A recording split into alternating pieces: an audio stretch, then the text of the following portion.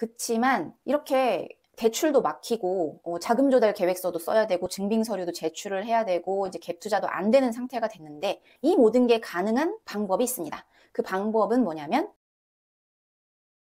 정부의 10월 15일 부동산 대책 발표 이후에 시장 전반에 관망세가 이어지고 있는데 상업지역 내에 주상복합 단지가 틈새 시장으로 부상하는 분위기입니다. 대지 지분이 낮아서 토지거래 허가구역 대상에서 제외되면서 전세를 끼고 주택을 구입하는 갭 투자가 가능하기 때문인데요. 이와 같은 소식이 알려지자 이제 청량리 일대의 주상복합 단지에는 매수 문의가 잇따르고 있다고 해요. 일부 집주인들은 이 기회에 호가를 막 높여서 가격 상승을 더 유도를 하고 있지만 이제 가격이 너무 높고 대출은 낮고 해서 거래가 성사되고 있지는 않다고 합니다. 토지거래 허가구역은 지역 용도에 따라서 정해진 면적 기준을 충족해야지 지정이 되는데요. 그러나 대지 지분이 그 기준보다 작으면 허가 대상에서 빠집니다. 토지거래 허가구역인데 규제를 안 받는다. 규제에서 스르륵 빠진 곳들이 있는데요. 강남구에는 타워팰리스가 있습니다. 서초구에서는 레미안 서초 유니빌, 삼성 쉐르빌 2단지, 영등포구에서는 브라이튼 여의도, 그리고 대우 트럼프 월드, 송파구에서는 잠실 갤러리아 팰리스, 마포구에서는 마포 한화 오벨리스크, 동대문구에서는 청량리역 롯데캐슬 스카이 L65입니다. 이거는 호수별 대지 지분 15제곱미터 이하면 토어제에서 제외되기 때문이에요. 대표 사례로 꼽히는 곳이 청량리역 인근 청량리 롯데캐슬 스카이 L65인데 이 단지는 용적률이 995%에 달합니다. 그러나 84제곱미터 기준 대지 지분은 11.7제곱미터로 상업지역 기준인 15제곱미터보다 낮아서 토지거래 허가구역 대상에서 제외가 됐어요. 세대수가 적은 전용 102제곱미터형 역시 대지 지분이 15제곱미터를 넘지 않습니다. 그래서 이제 청량리역 인근 공인중개업소에 갭 투자가 가능하냐 하는 문의가 급증했다고 합니다.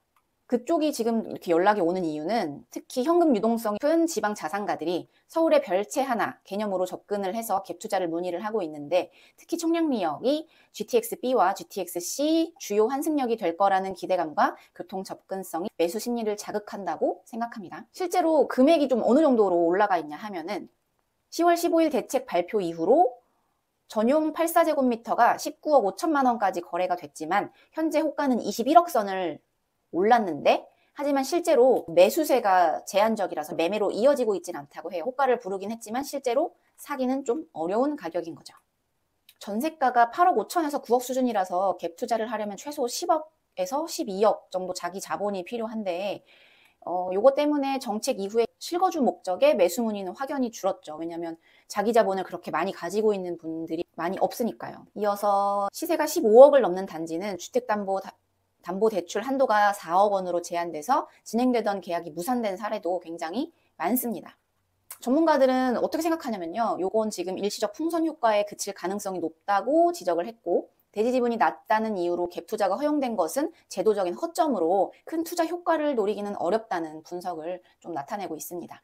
그럼 우리가 지금 이 10월 15일 부동산 대책 때문에 수혜 지역이 있을 거예요. 구리, 그리고 다산, 송도, 청라, 검단, 안양 만안구, 덕은, 일산, 동탄 이 정도인데 서울이랑 가깝긴 하지만 이번에 토지거래 허가구역으로 묶이지 않은 그 주변의 지역들이에요.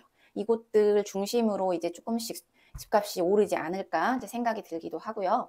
그치만 이렇게 대출도 막히고 자금 조달 계획서도 써야 되고 증빙 서류도 제출을 해야 되고 이제 갭 투자도 안 되는 상태가 됐는데 이 모든 게 가능한 방법이 있습니다. 그 방법은 뭐냐면 바로 경매인데요. 경매로 부동산을 구매하실 수 있다면 경매에서는 투지과열지구 재건축, 재개발, 조합원 지위 금지 조항도 임의경매에서는 무관합니다.